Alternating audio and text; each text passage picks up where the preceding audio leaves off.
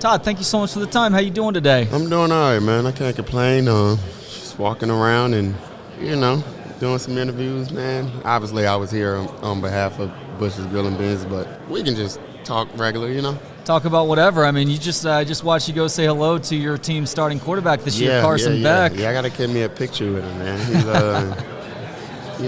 He's, he's going to lead the way for us. He led the way for us last year. Obviously, we didn't, finish with the goal at hand, but we still got an Orange Bowl, I think. Yeah, well, there were people that were skeptical of him, obviously following Stetson Bennett like he had to. And they were skeptical of him as well. That is very true, but he showed progression throughout the season. If there's an issue with this football team right now, I don't think it's going to be at quarterback necessarily. Well, it's always great to be able to get your starting quarterback back, right? Like, obviously, people were probably skeptical last year of him after a guy that got back-to-back in Bennett. So, and even when you do win it, right? They're like, well, can you do it again? So it's just like, it's just never ending, right? It's just never ending. But, that's everybody's job, right? Like, good storylines and, build you up, break you down. But, at the end of the day, it's football. Just keep going day by day, game by game, year by year. That's right. It's a process, and it's not linear either. There are steps forward and steps backward, as you're well aware. And you had an illustrious career in high school and college and in the pros, too. But things happen, so you have to be ready for the unexpected. Right? Yeah, definitely. Especially, like, with injuries and everything, too. Like, even for me, like, dealing with injuries in college, like my ankle and then, tearing my knee my last game at Georgia, and then obviously having to deal with that throughout the league. But it's like you can overcome it all, right? But that also makes it greater too, where it's like you miss playing on the field, and then sometimes they might go on and win without you, like when you're not playing. But like dealing with that inner side of it, but also like trying not to be selfish and being able to embrace that next person that stepped up for you. So just taking it like day by day and just game by game, and like I said, just embracing it and just playing football, really. Like, that's the best thing. Yeah, that's a good attitude. Well, the end of your Georgia career was especially frustrating because that first game back was after you had to sit for, 3 games for the ridiculous compliance. Was it 3 or 4? I think it was 3 or 4. It was one of them. Yeah. So, I mean, it's absurd, and especially in retrospect with where things are now. How happy are you that these guys are actually able to do a little bit more in terms of generating revenue on name, image, and likeness in a sport that reaps billions of dollars off of that? Man, it's literally billions of dollars. Yeah. So it's looking back at it, I think it's super dope. It's super cool, man, for those guys to be able to provide for themselves and put themselves in good situations and eat a little bit better. Now you can eat lobster. You don't have to wait for $5 pizza on Tuesday or whatever. So I think it's just super great for a lot of guys, a lot of opportunities. Just don't want them to get taken advantage of, and definitely want them to be somewhat smart with their money. They're young, so you ain't gonna really buy too much, but probably jewelry and shoes, and you only need one car, so it's not like you need more than one car, and just start investing for the future, but then also just being smart. Yeah, being smart about that, and the education is a big part of it as well. Yeah, and a lot of schools have done a good job of having these guys take classes to understand some of the basics of money management, right? Because I can't speak for anybody else, but if I was an 18, 19, 20-year-old kid all of a sudden who had access to tens of thousands of dollars, that probably wouldn't end well for me. Nah, for sure. And, well, not to say it like that, and it probably still won't end well, but hopefully it's, instead of you messing up that NFL money, you can just mess up the NIL money and then learn from that. So absolutely. And just try to learn from others as well, right? There's so many stories. You see it, a lot of NFL, NBA, a lot of professional athletes, they end up struggling financially and start putting themselves in situations. Now you have to play another year, right? Or you have to go pursue this where you can put yourself in a great situation and, weigh your options out at the end and like, okay, I did well here. I had a pretty decent career, or maybe I never got that chance. So just being able to just do that. All right, Carson Beck's coming. I got to get a picture with him. Caitlin, can you get my camera? Yeah, Caitlin. Can you get my camera? When Carson Beck comes by, can we grab him so Todd can get a picture with him real quick? Yeah, 1 second. Oh, yeah, they're going to get him. All right, you're good. We can keep going. So just thinking about what Georgia represents, the city of Athens, I feel like there's a lot of parallels between the school that I love, the Texas Longhorns in Austin, Texas. And so I actually know a lot of Bulldogs fans, and there's one thing that's top of mind for Georgia fans right now as it pertains to this upcoming team, and that is the racing issues that have really appeared over these last couple of years now. I mean, it seems like it's a problem that has the potential to derail this season, obviously, of the off-field variety. So for you as somebody who has shed blood, sweat, and tears for that university, what do you think the solution is for Kirby Smart to really get a handle on things? I don't know, man. Guy's still young.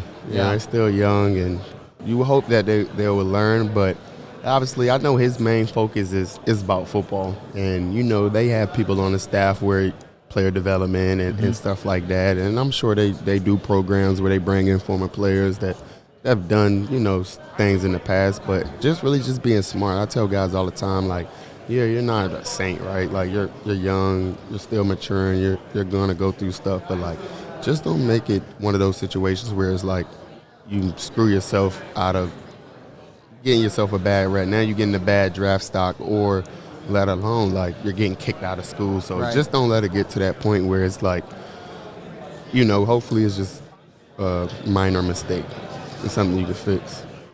So what is your expectation for this team this year? Man, with Kirby, obviously quarterback coming back, I'm always ride with my dogs. Definitely playoff potential. They bumped us up to 12 this year. Everybody felt like we should have been in there last year, but just got to handle business when it's there. And sky's the limit. But I'm always believing Kirby and his staff that he puts together and the team. So hopefully the guys get it done. But yeah, I'm excited.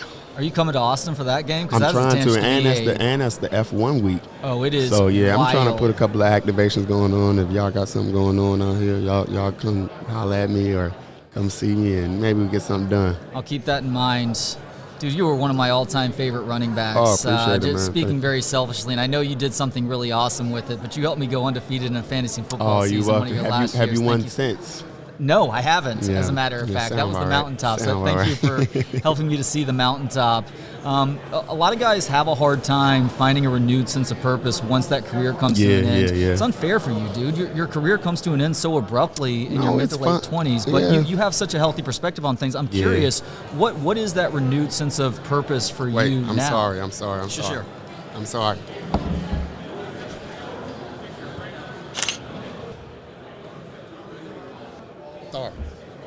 So look, I love to see a Georgia legend who's a little bit smitten with a guy who's a current player. I'm a fan, but look, like you said, for me, for my career to end at 26. So it's funny. I remember when I signed my extension with the Rams, right? Like my agent was going through these different options, and he was basically saying like, you get this amount, the first couple of years, and then if they cut you, you'll be 26, and you pretty much be a free agent. And obviously me getting cut, and then I played 1 year with the Falcons, but for me it was always just appreciate playing, right? Like not only that, like if I wanted to pursue or keep going for it, it's like, all right, you have your health, and when I mean health, I'm talking about like breathing, living. Like obviously messed my knee up in college and had a lot of wear and tear during the NFL, but just putting into perspective, like, first of all, it was just a blessing just to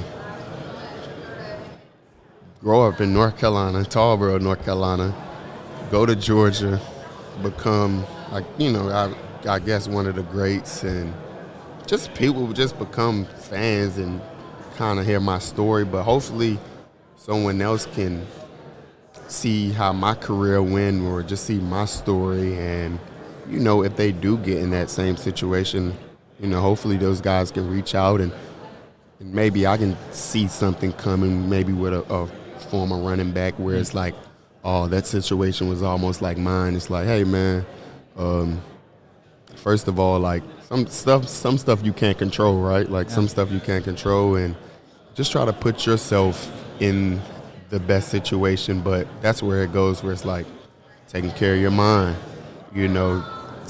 being with your family, enjoying the people. That's really important. But most importantly too, right, you're blessed to play professionally and get paid professionally. So take care of your finance. So when that situation do come, you don't necessarily have to beg anyone to play because you took care of yourself and you secured yourself. And don't beat yourself down on it, because I've seen guys who played 15 years and they have a worse mindset than me. Like they're still bitter. They still feel like they should be in the lead. And it's like, bro, you played 13, 15 years in the lead. Like how much more? Yeah. How much more do you want? So sometimes we get caught up in the comparisons but then also not prepping ourselves to prepare for the next stage in life. And with me, my career ending early, but then also like still figuring it out. But for me, I never tried to stress myself, right? Like I was blessed and fortunate enough to be in a position where I didn't have to force myself to go into the working field right away. But then also just became a new dad 2 months ago. Wow. That right there is another sense of purpose in itself. Just being able to have a little baby girl and look at her and, just change my perspective on another level and just try to raise her the right way and, just be around my family so much more. So it's just so much that go into it. But like I said, we just all need to be here for each other, reach out to one another. And, because I know it's tough for a lot of guys and everybody's situation is different, but just try to change that perspective and just have a good outlook on everything. You have such a healthy, positive disposition. Where does that come from? Dang, that's funny you said that. Look, when you said that, I looked at the bottom of core and it said perfectly balanced. Just being perfectly balanced, like just never getting too high, never getting too low. Like very stoic mindset. Yeah, I mean, it's hard not to see the stuff, right? But at the end of the day, man, people, it's football, bro. It's literally football, and you get to play it professionally for free. Some guys, obviously, I left early, didn't finish my education. I probably should be going back, but like you get to get an education off of it. You get to meet and play with some of the best players, and I don't know where it comes from. My upbringing, my mom, my dad, my family, just always had a good supporting cast from my brothers to my sister. And my mom, dad, so maybe that's where it comes from, or obviously always get a man upstairs, thanks, but like I just try to be strong and just positive, like always optimistic for the future. Like things are always going to be better, even though it's always been great, and someone else's situation is always a lot different. And you see guys passing away young.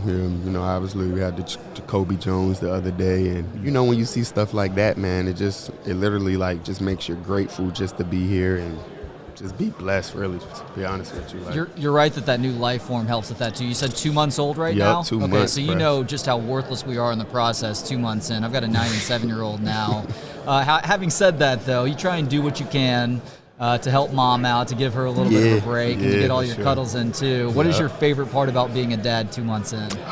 I just love I be touching her nose and then just like, I just love smelling her little breath, like just smelling her, like, I don't know, I just love it all, man, just being there. But just the process, her grandmother on her mother's side and my mom coming, that's one thing I'm so appreciative of, to still have both of my parents in my life, and for her to have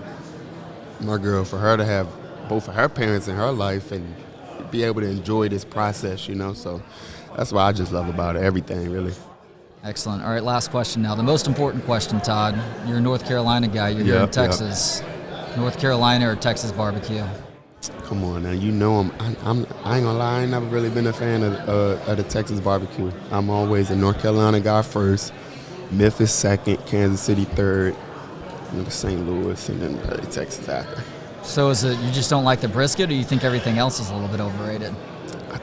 It's just not my style. I'm used to the vinegar-based flavor, and sorry, South Carolina, if I left y'all out, but I just always been, that that vinegar-based flavor in Carolina. So I'm always going to represent for the hometown. This doesn't do me any favors as a native Texan who lives in Texas, but I'm actually a bigger fan of North Carolina barbecue too, because you can't beat the pork, Bro, man. you like what you like. Exactly. You like what you like. The pork and the vinegar together. Yep. And with that, we are done with Todd Gurley. Appreciate Todd, it. thank you so much for the time, man. And we'd love to help out, spread the word on any activations that you have going on that F1 Georgia Texas weekend. Yeah, man.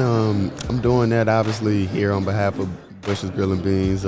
It's been cool, man. Just having this conversation, like had I not did that partnership with them, and not only that, like me being suspended in college and then full circle having this deal, but a lot of stuff in the works. We'll definitely get back to some Georgia games. Get back to a Rams game, obviously helping out over there with NFL, Australia, New Zealand, as they build grow the football game, the flag side of games. So that's just been a journey in itself too. So it's so much stuff, but glory to God, and just looking forward to football season for real. Cannot ask for many better ambassadors for the game of football or life. Thanks so much, man, and good luck with that parenting thing. Yeah, appreciate that. Thank you, man.